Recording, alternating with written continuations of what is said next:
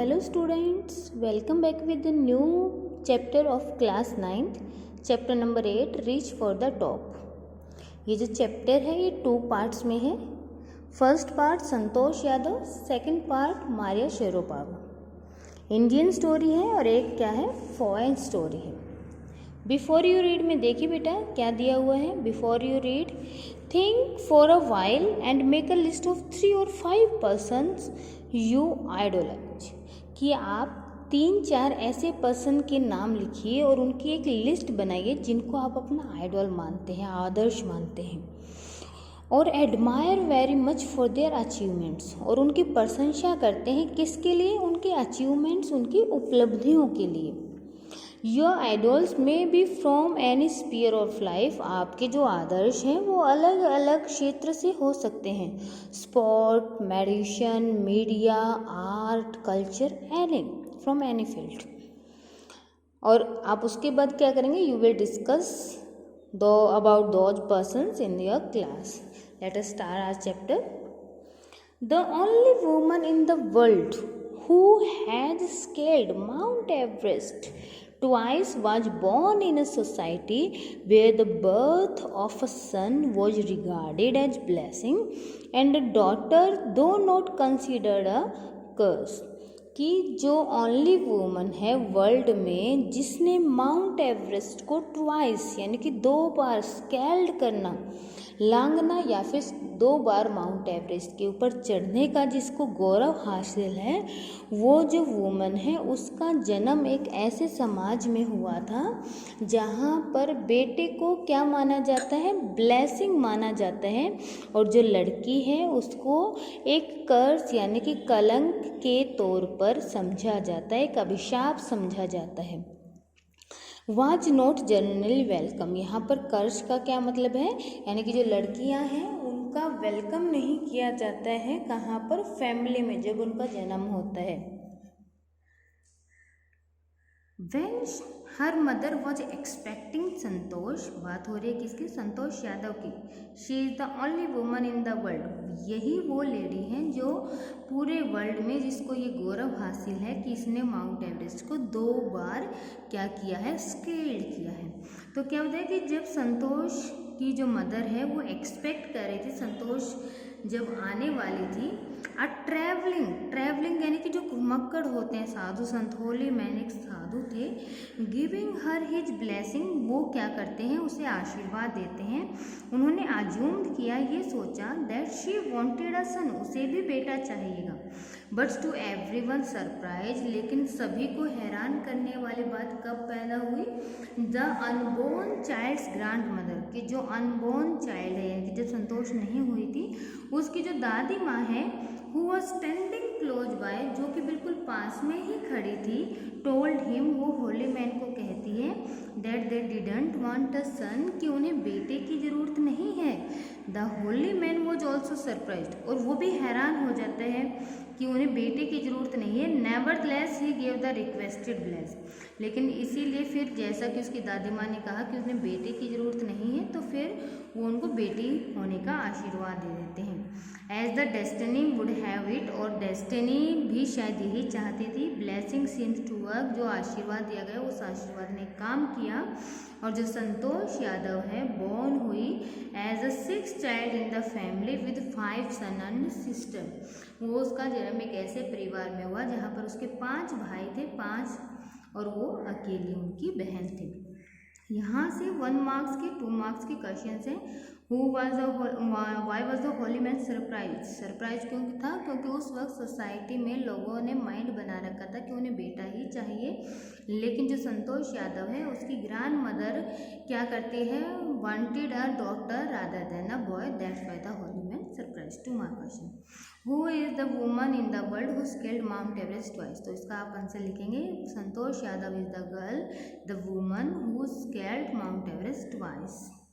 उसके बाद है संतोष यादव की जो फैमिली है उसके बारे में बताइए। Santosh Yadav born as the 6th child in the family with 5 son and a sister. She was born in a small village of Joniyawas of Rewari district in Haryana. उसका जन्म कहाँ पर हुआ? संतोष यादव का एक छोटा सा जो गांव है, गांव कौन सा? जोनियावास। कहाँ पर? रेवाड़ी डिस्ट्रिक्ट में, जो हरियाणा के रेवाड़ी डिस्ट्रिक्ट में एक गांव आता है, छोटा सा गांव जोनियावास, वहाँ पर उसका जन्म हुआ था। The girl was given the name, अब जो बेटी हुई उसको क्या नाम दिया गया? संतोष नाम दिया गया, जिसका मतलब क्या होता है? कंटेंटमेंट। कंटेंटमेंट का मतलब होता है संतुष्टि। संतोष मीन्स कंटेंटमेंट। लेकिन the girl was not always content with her place in a traditional way of life. जैसा नाम दिया गया, नाम के अपोजिट वो जो लड़की है, जो ट्रेडिशनल वे ऑफ लाइफ थे, जीवन जीने के जो परंपरागत तरीके थे, उन तरीकों से वो कभी भी कंटेंट नहीं रही, संतुष्ट नहीं रही। She began living life on her own terms from the start. इसीलिए जीवन की शुरुआत से ही उसने अपने जीवन को अपने खुद की टर्म्स होते हैं रूल रेगुलेशंस, अपने हिसाब से उसने अपने जीवन को जीना शुरू किया। When the other girls wore traditional Indian dresses, जब जो लड़कियां हैं जो भारतीय पुराने परंपरागत कपड़े पहनती थी, सलवार कमीज, संतोष प्रेफर शॉर्ट, तो संतोष ने प्रेफर किया क्या करना? शॉर्ट पहनना। I was quite determined that if I chose a correct or a rational path, the others around me have to change, not me। और उसने देखी बिल्कुल स्टार्टिंग से कितनी अच्छी कोटेशन दी हुई है। उसने क्या कहा कि from the very beginning I was quite determined, कि शुरुआत से ही मैं इस बात को लेकर निश्चित थी कि अगर मैं सही हूँ, तर्क संगत रास्ते पर चल रही हूँ, तो जो मेरे आसपास हैं उनको बदलने की ज़रूरत है, मुझे नहीं है। Santosh parents was affluent. Affluent का मतलब होते हैं बिल्कुल अमीर, land owners who could afford to send their child to the best schools. अब जो संतोष के माता पिता थे वो काफ़ी अमीर थे और वो ये अच्छे से बियर कर सकते थे, अफोर्ड कर सकते थे क्या करना? अपने बच्चों को किसी अच्छे स्कूल में भेजना। यहाँ तक कि even in the capital country capital, जो भारत की राजधानी है न्यू दिल्ली, वहाँ पर भी भेज सकते थे, इतने पैसे थे उनके पास। Which was quite close by, जो कि हरियाणा के बिल्कुल पास में ही है। But in line with the prevailing custom in the family, लेकिन क्योंकि परिवार में प्रिवेलिंग पहले से प्रचलित जो कस्टम थे, रीति रिवाज थे, उनके चलते Santosh had to made to do with the local village school, उसको गांव के ही लोकल स्कूल में भेजा गया। So she decided to fight the system in her own quite way when the right moment arrive, और इसीलिए उसने डिसाइड कर लिया कि जब सही समय आएगा तो वो सिस्टम से, परंपराओं से, समाज से स्वयं लड़ेगी जब सही समय आएगा। और राइट मोमेंट कम, सही समय आया भी कब? जब शी टर्न्ड 16, जब वो 16 साल की होगी। At the 16 most of the girls in her village, जब 16 साल की उम्र होती थी तो उसकी गांव की ज़्यादातर लड़कियों का क्या होता है? यूज टू गेट मैरिड, उनकी शादी कर दी जाती थी। Santosh was also under the pressure for her parents to do the same. अब जो संतोष है उसके पेरेंट्स ने भी उसके ऊपर यही प्रेशर डाला कि वो भी क्या कर ले? शादी कर ले। A marriage age early age that was last thing on her mind, उसने कहा कि शादी, और वो भी इतनी जल्दी, इतनी कम उम्र में, ये उसके माइंड में दूर दूर तक भी नहीं था। She threatened her parents that she would never marry if she didn't get a proper education, उसने अपने माता पिता को डराया या एक तरीके से चेतावनी दी, क्या कहने की? कि वो कभी भी शादी नहीं करेगी अगर उसको सही से एजुकेशन प्रोवाइड नहीं की। शी लेफ्ट होम, उसने घर छोड़ दिया। Got herself enrolled in a school in Delhi, और दिल्ली के एक स्कूल में उसने एडमिशन ले लिया। When her parents refused to pay for her education, जब उसके पेरेंट्स ने रिफ्यूज़ कर दिया क्या करने के लिए? उसके एजुकेशन के लिए फीस देने के लिए। She politely informed them, तो उसने बिल्कुल प्यार से उन्हें इन्फॉर्म किया, किसके बारे में? अपने प्लान बताए। To earn money by working part time to off her plan to pay her school fee, उसने बताया कि वो किस तरीके से वर्किंग करेगी पार्ट टाइम में, स्कूल के बाद के टाइम में वो पार्ट टाइम जॉब करेगी अपने स्कूल की फीस देने के लिए। उसके थोड़ी देरों के बाद हर पेरेंट्स देन एग्री टू पे फॉर हर एजुकेशन, वो उसकी एजुकेशन को के लिए पैसे देने के लिए भी तैयार हो गए। Wishing always to study a bit more, with her father slowly getting used to her urge for more education.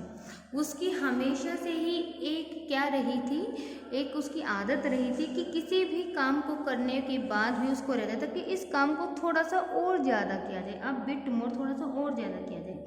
और इसी आदत के चलते उसके जो पापा हैं वो भी इसकी यूज टू हो गए थे।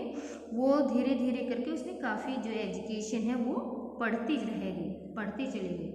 संतोष pass the high school examination pass किया, उसके बाद जयपुर चली गई और जयपुर जाकर she joined Maharani college and got a room in the Kasturba hotel. Jaipur जब वो गई तो वहाँ पर उसने महारानी कॉलेज में एडमिशन लिया और वहाँ पर जो कस्तूरबा हॉस्टल है वहाँ पर एक रूम ले लिया। संतोष कहती है remember Kasturba hostel face the Aravalli hills. उसको आज भी याद है कि जो कस्तूरबा हॉस्टल था उस हॉस्टल के जो सामने ही क्या थी, अरावली की पहाड़ियाँ थी। I used to watch villagers from my room going up the hills and suddenly vanish after a while. उसने कहा कि मैं देखती थी कि जो गांव के जो लोग हैं वो क्या करते, पहाड़ी पर जाते और उसके थोड़ी देर के बाद वैनिश हो जाना, गायब हो जाते। वन डे, एक दिन मैंने डिसाइड किया to check it out myself, कि इसको खुद जाकर चेक करूँगी कि ऐसा कैसे होता है। I found nobody except a few mountaineers, कि मुझे वहाँ पर कोई नहीं मिला, किसके अलावा एक दो जो पर्वतारोही होते हैं, माउंटेनर्स होते हैं जो पर्वतारोही हैं, उनके अलावा। I asked if I could join them, मैंने उनसे पूछा क्या मैं उन्हें ज्वाइन कर सकती हूँ। टू माई प्लेजेंट सरप्राइज, और मेरा जो सरप्राइज है मुझे बहुत अच्छा सरप्राइज मिला। दे आंसर्ड इन द अफर्मेटिव यानी कि सकारात्मक उन्होंने उत्तर दिया कि हाँ आप क्या कर सकते हो, आप हमें ज्वाइन कर सकते हो। Motivated me to take to climbing, और इस तरीके से जब उन्होंने मुझे अफर्मेटिव आंसर दिया, हाँ में उत्तर दिया, तो मैं मोटिवेट हुई क्या करने के लिए, क्लाइंबिंग के लिए, पहाड़ों पर चढ़ने के लिए।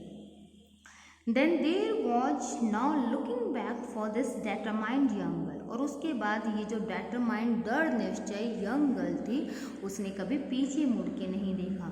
She saved money, उसने पैसे बचाए, enrolled in a course of Uttarkashi Nehru institute of mountaineering. उसके बाद उसने पैसे बचाकर एडमिशन ले लिया, कहाँ पर, उत्तरकाशी नेहरू इंस्टीट्यूट जो है माउंटेनियरिंग का, पर्वतारोहण का, वहाँ पे एडमिशन ले लिया। उसने कहा कि my college semester in Jaipur was to end in April, मेरा जो कॉलेज का सेमेस्टर है वो अप्रैल में एंड होना था, but it ended on 19 May, लेकिन वो क्या हुआ, 19 मई को ख़त्म हुआ। I was suppose to be Uttarkashi on 21, 19 के बाद अब मुझे 21 को क्या सपोज किया जा रहा था कि मैं उत्तरकाशी जाऊँ, अपने उस एडमिशन में अपने उस क्लास को अटेंड करूँ।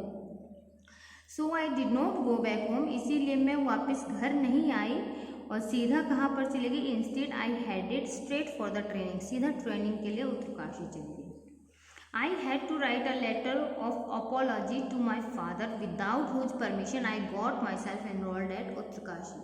उसके बाद मैंने एक क्षमा पत्र भी लिखा, किसको, अपने पापा को, और उस पत्र में क्या लिखा कि मैंने आपके परमिशन के बिना ही एनरोलमेंट ले लिया, एडमिशन ले लिया, कहाँ पर, उत्तरकाशी नेहरू इंस्टीट्यूट में। दे आफ्टर, उसके बाद Santosh went on as expeditions every year. Expedition होते हैं जो यात्राएं होती हैं, हर साल वो यात्रा करती थी, हर साल वो पहाड़ी पर चढ़ती थी। हर क्लाइंबिंग स्किल्स मैच्योर्ड रैपिडली होता है तेजी के साथ, उसके जो चढ़ने की, पहाड़ों पर चढ़ने की जो स्किल्स थी, कला थी, वो दिन प्रतिदिन मैच्योर होना, परिपक्व होना, यानी कि अच्छी होती जा रही थी। She developed a remarkable resistance to cold and altitude, उसके अंदर डेवलप हो गया था एक रेसिस्टेंस, होता है विरोध, या एक तरीके से जो बियरिंग पावर है, क्या करने की, पहाड़ों पर एल्टीट्यूड हाइट और जो ठंड है उस ठंड को बर्दाश्त करने की जो कैपेसिटी वो उसके अंदर डेवलप हो गई थी।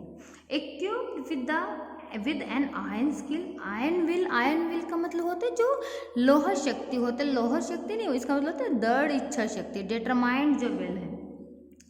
फिजिकल एंड्योरेंस, जो शारीरिक एंड्योरेंस होता है, सहन शक्ति, एंड अमेजिंग मेंटल टफनेस, मानसिक दृढ़ता।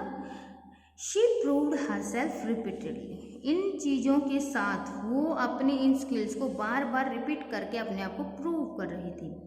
The culmination of her hard work and sincerity came in 1992, just 4 years after she had shyly asked the Aravalli mountaineers if she could join them.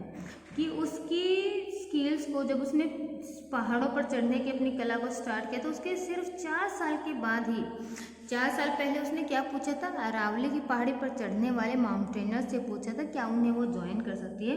उसके 4 साल के बाद ही वो उसकी मेहनत और उसकी सिंसियरिटी का जो फल है वो फल उसे मिला। और वो कैसे मिला, at barely 20 years of age, यानी कि मुश्किल से, बेयरली होता मुश्किल से, वो 20 साल की थी, Santosh Yadav scaled Mount Everest.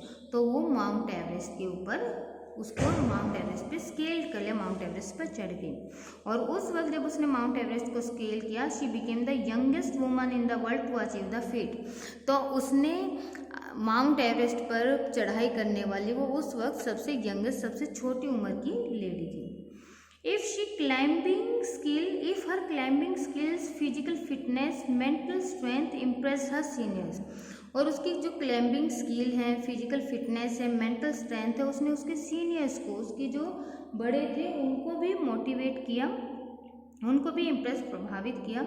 Her concern for others, वो दूसरों के लिए जो चिंता करते थे, डिजायर टू वर्क टुगेदर, और एक टीम के जैसे वर्क करने की जो उसकी इच्छा थी, with them found her a special place in the heart of the fellow climbers, जो उसके साथ ही चढ़ने वाले थे पहाड़ों पर, उनके दिल में एक स्पेशल जगह बना ली उसने। किसकी वजह से, जो दूसरों की चिंता करती थी, टीम के साथ वर्क करने की जो उसकी इच्छा थी, इस चीज़ ने।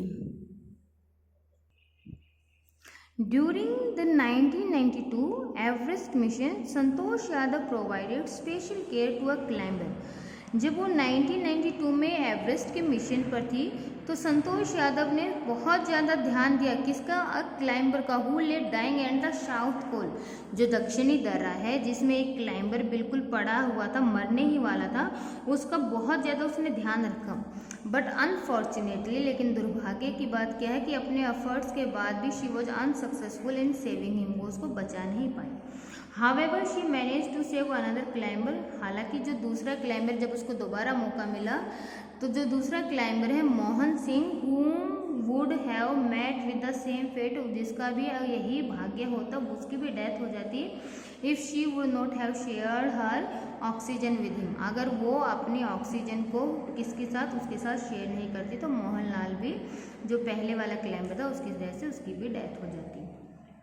Within 12 months, Santosh found herself a member of Indo-Nepalese Women Expedition that invited her to join them.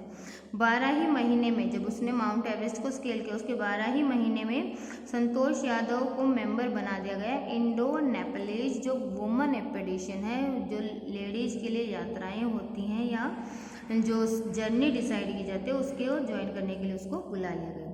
Then she scaled Everest a second time, और इस तरीके से उसने एवरेस्ट को दूसरी बार भी स्केल कर लिया।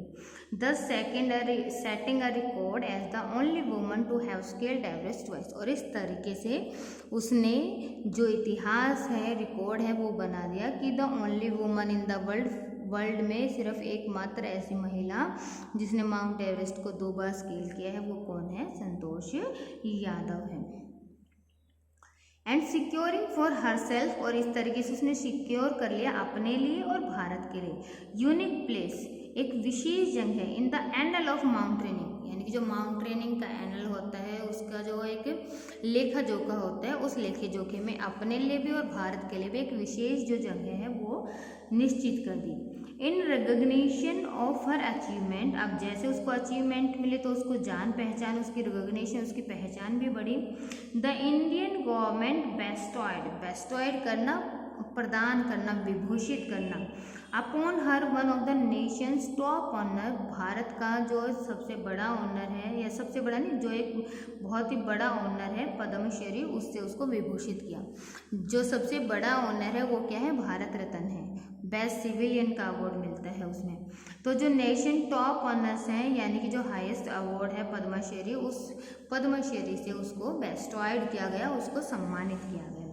अब जब उससे पूछा गया उसकी फीलिंग्स के बारे में, describing her feeling when she was literary on the top of the world, कि जब वो संसार में बिल्कुल शिखर पर थी तो उसको कैसा फील हुआ। संतोष हैज सेड, संतोष ने कहा, it took some time for enormity of the moment to sink in, यानी कि थोड़ा सा टाइम लगता है क्या होने में, इनॉर्मिटी ऑफ द मोमेंट का मतलब होता है वेरी ग्रेट, कितना बड़ा जो मोमेंट होता है, क्षण होता है, उसको समझने में और उसके बाद उसके एक्चुअल हो जाने में थोड़ा सा समय लगता है। और उसके बाद जैसे ही पता चलता है सिंक इन, सिंकिंग का मतलब होता है बी अंडरस्टूड करना, वैसे सिंक का मतलब होता है डूबना।